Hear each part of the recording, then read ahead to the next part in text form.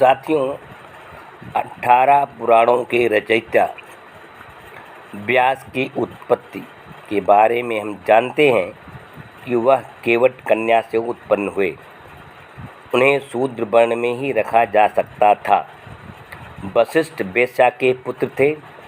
पराशर भंगिन से, भरद्वाज शूद्र कन्या से और नारद दासी पुत्र से उत्पन्न हुए।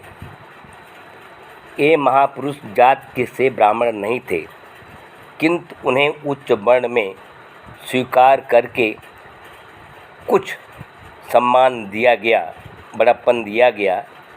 उसके नाते उनसे खूब उल्टे सीधे काम करवाए गए। जैसे वर्तमान समय में मोदी योगी सरकार के द्वारा ओबीसी को कुछ सम्मानजनक पद, एमपी, एमएलए, मंत्री बनाकर सम्मान किया गया, तो उनसे मनमानी तरीके से ओबीसी, एससी, एसटी के विरुद्ध नीतियां बनवाई जा रही हैं। हिंदू धर्म ग्रंथों में लिखी इन अतिशयोक्त बातों को वैज्ञानिक आधार पर परखने पर ये कभी सही नहीं निकलती। क्या किसी पुरुष की उत्पत्ति कुश या घड़े से हो सकती है? कोई पुरुष खरगोश या हिरणी से उत्पन्न हो सकता है? श्रृंगी ऋषि हिरणी से, कौशिक कुश से, गौतम खरगोश की पीठ से उत्पन्न बताए गए हैं। वाल्मीकि दीमक से, अगस्त ऋषि घड़े से, मांडव मांडुकी से और अनुचर हस्तिनी से उत्पन्न बताए गए हैं। इसी प्रकार द्रोणाचार्य के उत्पन्न द्रोण से, राम लक्ष्मण की उत्पत्ति खीर से बताई गई है। इसी प्रकार गोबर से गोरख, कान से हनुमान, नाक से नासकेत, कीचड़ से कीचक, मछली से मच्छोदरी, भस्म से भस्मासुर, पारे से पाराशर, गूगल से जहरपीर, घड़े से सीता आदि की उत्पत्ति बताई गई है। भागवत पुराण में मधुकैटभ की उत्पत्ति मैल से और महिषासुर की उत्पत्ति भैंस से बताई गई है, और वह भैंस पति के साथ सती हुई वर्णन की गई है। महिषासुर की कहानी देवी भागवत 5/2/25 से 40 में इस तरह से बताया गया है। रंभ धनु का पुत्र था। उसने अग्नि की पूजा की तो उसे एक बालक का वर मिला।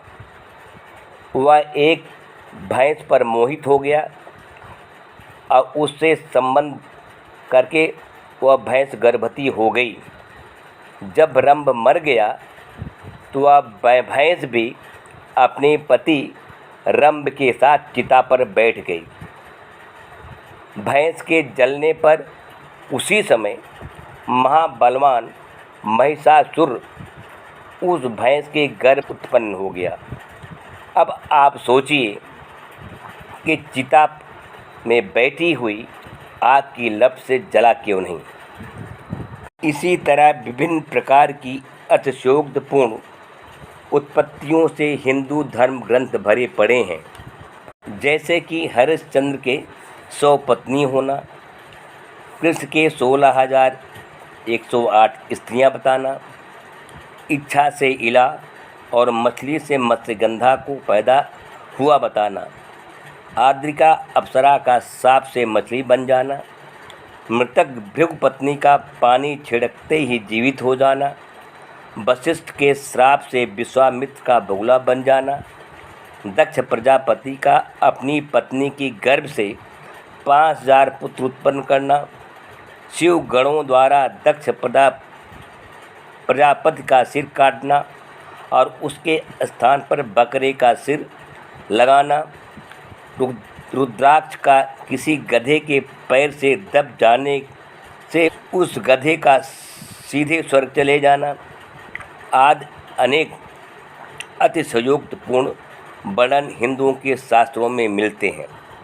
जब कोई विकसित मस्तिष्क वैज्ञानिक तर्क के सहारे सोचना प्रारंभ करता है तो उसे समस्त हिंदू धर्म ग्रंथों में जादू का तिलिस्म ही नज़र आता है।